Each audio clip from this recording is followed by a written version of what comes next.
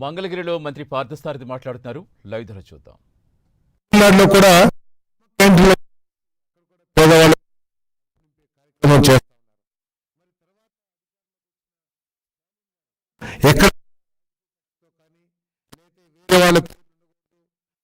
ఉండాలనే ఆలోచనతో ఎక్కడ కూడా ఆ క్యాంటీన్ రద్దు చేస్తాం కానీ లేదు ఆ క్యాంటీన్ పేరు అమ్మ క్యాంటీన్ అనే పేరుని మారుస్తాను కానీ ప్రయత్నం చేయలేదనే విషయాన్ని గుర్తించాల్సిన అవసరం ఉందని చెప్పేసి మనం చేస్తాను. కేవలం ఒక కక్షపూరితమైన ఆలోచనతో మరి ఈ కార్యక్రమాలని మరి అంతేకాకుండా 5 రూపాయలకి పేదవాడికి భోజనం అందిస్తుంటే దాంట్లో కూడా ఏదో అవినీతి జరిగింది, కోట్లు తినేశారు అని ప్రచారం చేయటానికి సాక్షి పత్రిక ద్వారా ప్రయత్నం చేయటం మరి శోచనీయం అని చెప్పేసి కూడా ఈ సందర్భంగా నేను తెలియజేస్తా ఉన్నాను.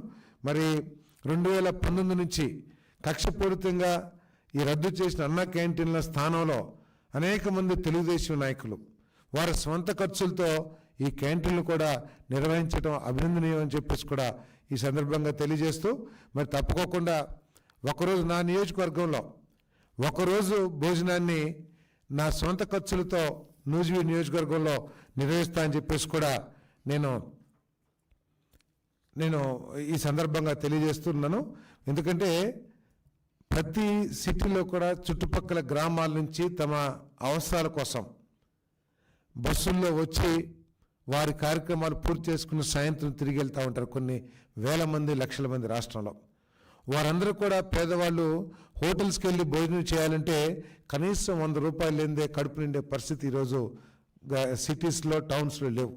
మరి అటువంటి పరిస్థితుల్లో పరిశుభ్రమైన వాతావరణంలో మంచి క్వాలిటీ భోజనం ఒక ఉన్నత స్థాయి సంస్థలు ప్రిపేర్ చేసిన భోజనాన్ని ప్రజలకు అందించడం చాలా గొప్ప కార్యక్రమంగా నేను భావిస్తా ఉన్నాను. మరి దీన్ని ప్రతి ఒక్కరు కూడా ఆశీర్వదించాలి, ప్రతి వాళ్ళు కూడా తమ వంతు సహాయ సహకారాన్ని అందించడానికి ప్రయత్నం చేయాలని చెప్పి కూడా నేను ఈ సందర్భంగా మనవి చేస్తా ఉన్నాను.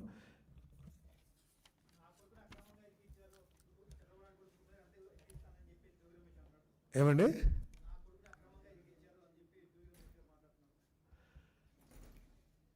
కొడుకు మీద ప్రేమ ఉండటం తప్పని నేను చెప్పను, కానీ అక్రమంగా కాదని మాత్రం చాలా స్పష్టంగా చెప్పగలను. నేను అక్రమంగా కాదని చెప్పేసి మాత్రం చాలా స్పష్టంగా చెప్పగలను.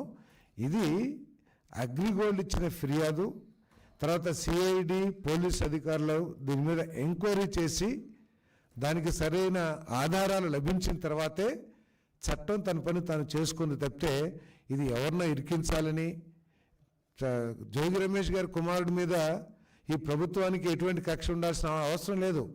ముక్కుపచ్చలారని చిన్న కుర్రవాడే, అతని మీద మాకు ఎందుకుంటుంది? కానీ తను ఏదైతే భూమిని అక్రమంగా చట్ట వ్యతిరేకంగా కొనటం జరిగిందో ఆ విషయంలో చట్టం తన పని తాను చేసుకుంటుంది, కానీ ప్రభుత్వం కక్షపూరిత కాదని చెప్పేసి మనం చేస్తున్నాను.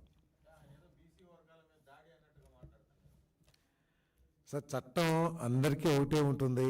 తప్పు చేసినప్పుడు అందరూ కూడా ఆ చట్టానికి లోబడి శిక్షకు గురవ్వాల్సి వస్తుంది, లేకపోతే శిక్ష నుంచి బయటపడాల్సిన అవసరం ఉంటుంది. ఆ చట్టానికి లోబడే తప్పితే ఇతను బీసీ కాబట్టి ఈ చట్టం, ఇతను ఓసీ కాబట్టి ఈ చట్టం. కాకపోతే నేను ముందే చెప్పాను, నేను చంద్రబాబు నాయుడు గారు, లోకేష్ గారు, పవన్ కళ్యాణ్ గారు మొట్టమొదటి రోజు నుంచి కూడా మా అందరికీ తెలుగుదేశం కేడర్కి కానివ్వండి, తెలుగుదేశం నాయకులకు కానీ స్పష్టమైన సూచనలు ఏం చేస్తున్నారంటే మనకి విక్టిమైజేషన్ వద్దు, పొలిటికల్ విక్టిమైజేషన్ వద్దు. మనందరం కూడా గత ప్రభుత్వ అన్యాయమైన చర్యల మూలంగా, చట్ట వ్యతిరేకమైన చర్యల మూలంగా మనందరం కూడా ఇబ్బంది పడిన వాళ్ళమే. కానీ దాన్ని దృష్టిలో పెట్టుకుని మనం కక్ష సాధించాలనే ఆలోచనతో పనిచేయొద్దు. మనకి అమోఘమైన అద్వితీయమైన చరిత్రలో ఎన్నడూ లేని విజయాన్ని ప్రజలు మనకి ఆశీర్వాదంతో అందించారు. కాబట్టి మనం వారి ఆశల్ని ఆశయాల్ని పూర్తి చేయడానికే మనం ప్రయత్నం చేద్దామని చెప్పేసి మొట్టమొదటి నుంచి కూడా చెప్తున్నారని చెప్పేసి మీకు మనవి చేస్తాను.